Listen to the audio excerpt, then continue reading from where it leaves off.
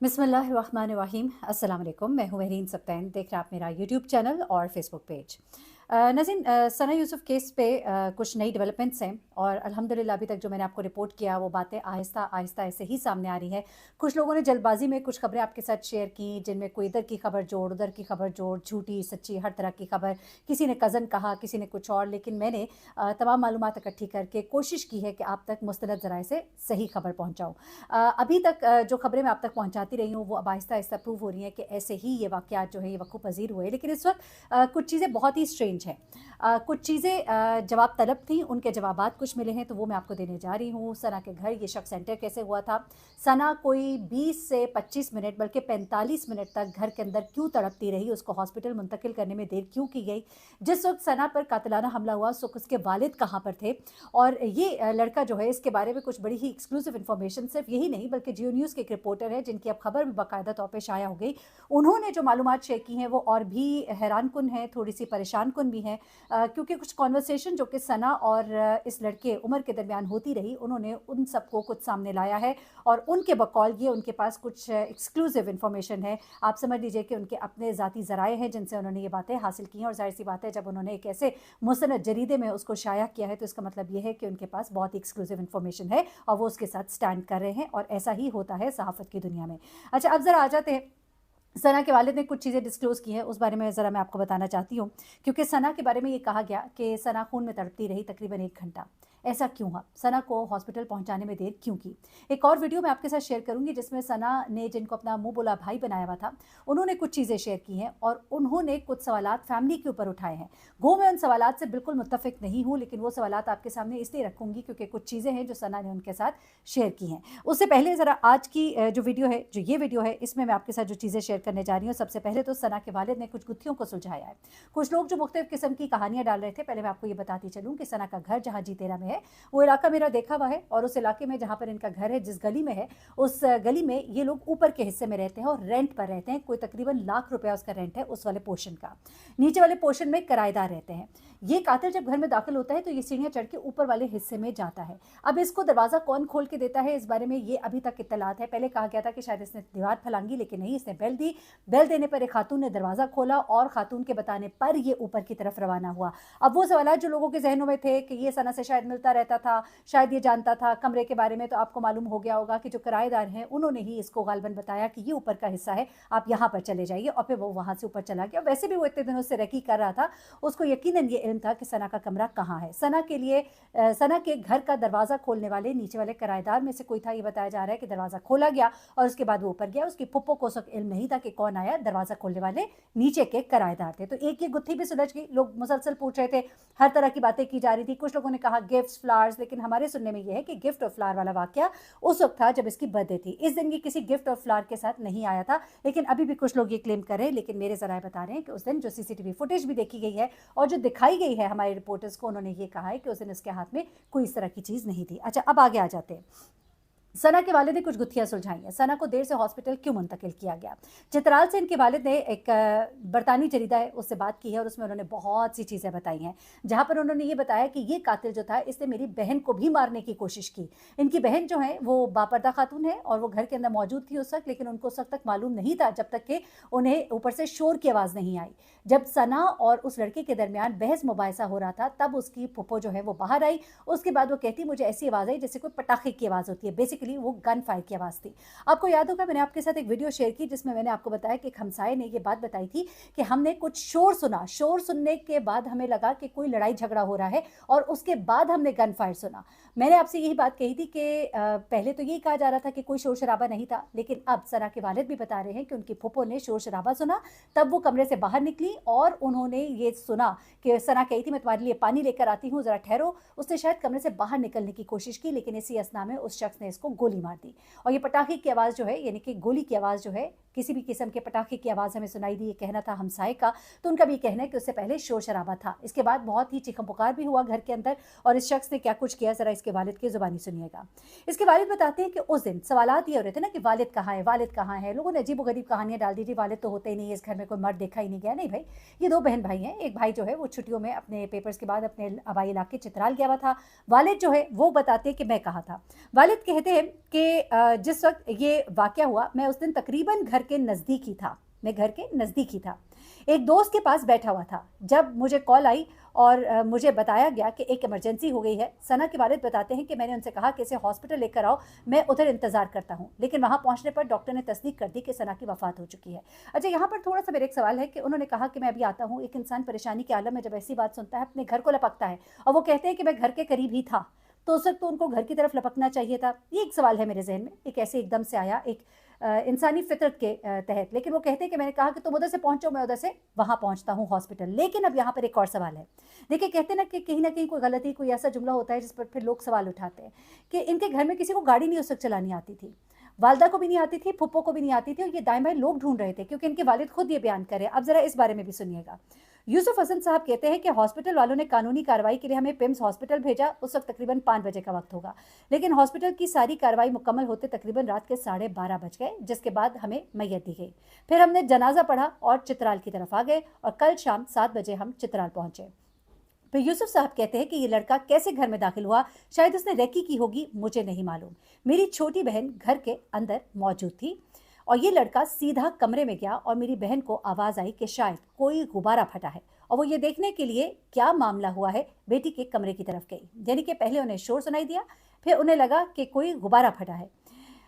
उस वक्त ये लड़का सना के कमरे से निकलकर बाहर आया और मेरी बहन पर पिस्तौल तान ली, मगर उससे फायर नहीं हुआ। उसने फायर करने की कोशिश की, फिर वो भागकर नीचे चला गया। यानी कि उसने इनकी बहन को भी मारने की कोशिश की, यानी कि जो भी सामने आए उसको मार डालो। फिर वो भागकर नीचे चला गया।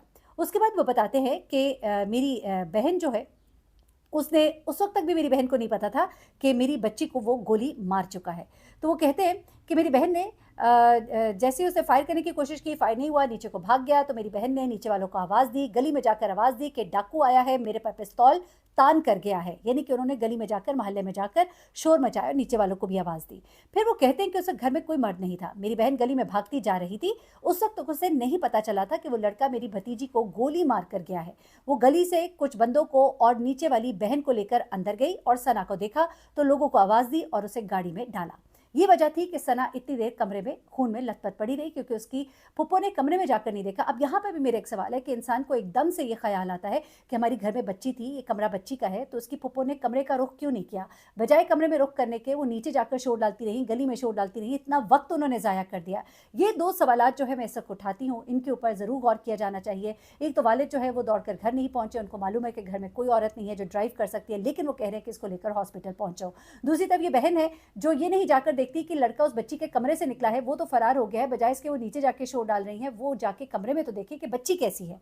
अच्छा, यहाँ पर सैयद यूसुफ हसन साहब कहते हैं, अच्छा, सना के वालिद कहते हैं कि सना ने कातिल ने इस मौके से फ़ायदा उठाया और अंदर आकर सना को मारकर चला गया।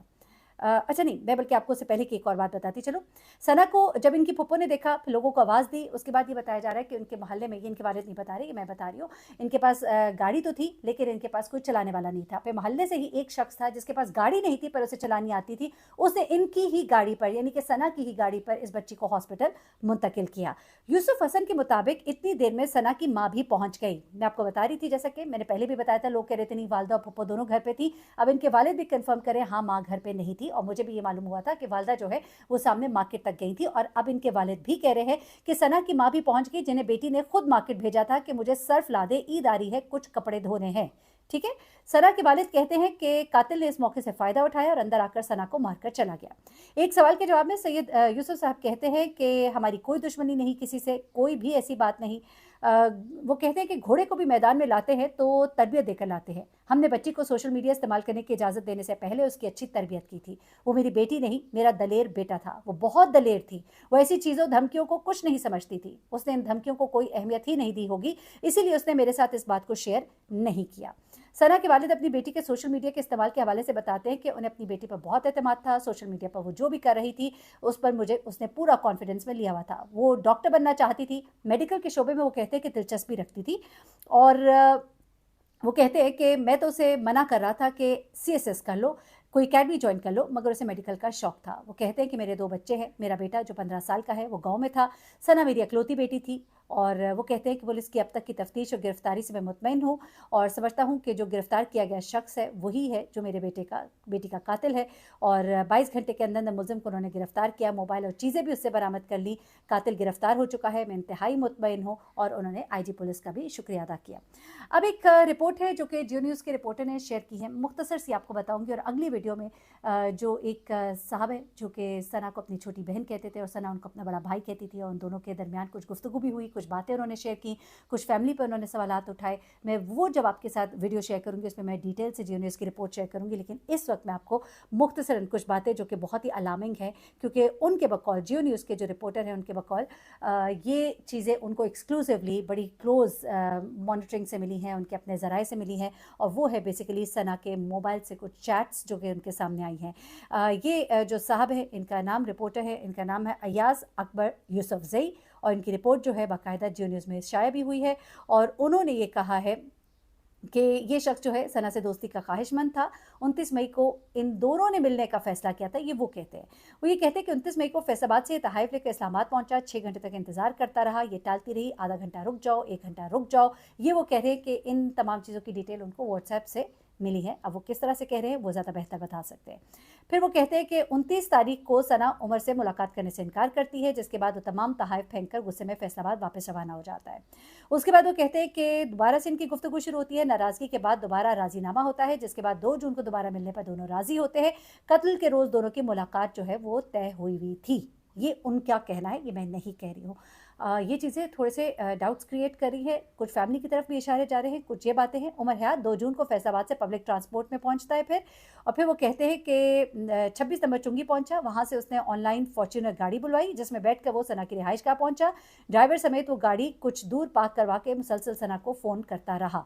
अब उसके बाद वो कहते हैं सना जो है वो सो रही थी, उसे फ़ोन नहीं देखा। जागने के बाद सना से उमर का राबिता हुआ जिस पर सना ने उसे कुछ देर में मिलने का कहा और यही सिलसिला 12 घंटे तकरीबन शाम 4:30 बजे तक जारी रहा। 4:30 पर सना ने वालिदैन का घर में बताकर उमर से मिलने से इनकार कर दिया। ये थी इनकी दूसरी मुलाकात 2 जून की।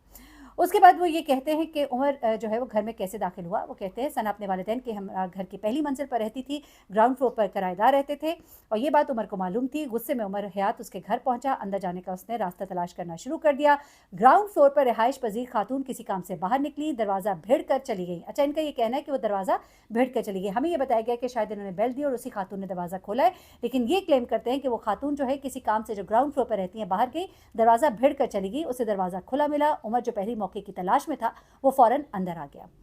सीढ़ियों से वो ऊपर सना के कमरे में गया और उस वक्त घर में सना और उसकी पुप्पो ही थी।